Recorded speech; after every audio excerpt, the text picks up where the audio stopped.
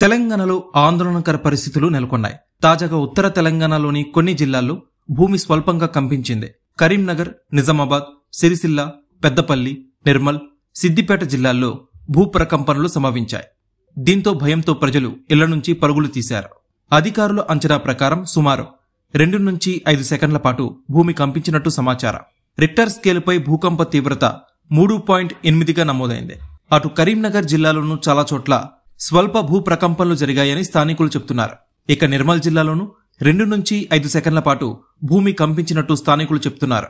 అయితే ఆందోళన కలిగించే విషయం ఏంటంటే సింగరేణి ప్రాంతాన్ని వరుస భూకంపాలు వణికిస్తున్నాయి. గడిచిన 4 ఏళ్లలోనే ఈ ప్రాంతానికి సమీపంలోనే 6 చోట్ల భూకంపాలు రావడం ఇప్పుడు చర్చనీయాంశమైంది. మరోవైపు తెలంగాణలోని పలు ప్రాంతాల్లో భారీ వర్షాలు, వడగండ్లతో ప్రజలు ఇబ్బందులు పడుతున్నారు. ముఖ్యంగా కరీంనగర్, హైదరాబాద్, కుమ్రంభీం, ఆసిఫాబాద్ జిల్లాల్లో వర్షం బీభత్సం సృష్టించింది. కరీంనగర్లోని చుట్టుపక్కల ప్రాంతాల్లో సుమారు 3 గంటలకు ప్రారంభమైన వర్షం మెల్లగా వడగండ్ల వానగా మారింది. దీంతో ప్రజలు తీవ్ర ఇబ్బందులు పడుతున్నారు. అక్కడక్కడ పిడుగులు కూడా పడినట్టు వాతావరణ శాఖ అధికారులు అంచనా వేస్తున్నారు. దీంతో ప్రజలు భయాందోళన వ్యక్తం చేస్తున్నారు. ఇక రాష్ట్ర రాజధాని హైదరాబాద్ లో కూడా కుండపోత వర్షం కురిసింది. మధ్యాహ్నం వరకు ఎండలతో ఉన్న వాతావరణం సాయంత్రానికి ఒక్కసారిగా మారిపోయింది. భీకరమైన ఉరుములు, మెరుపులతో వర్షం మొదలైంది.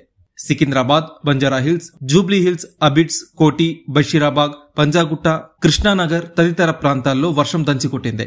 కుండపోత వర్షం కారణంగా నగరంలోని రోడ్లన్నీ జలమయమయ్యాయి. అకాల వర్షానికి నగరవాసులు తీవ్ర ఇబ్బందులు పడుతున్నారు.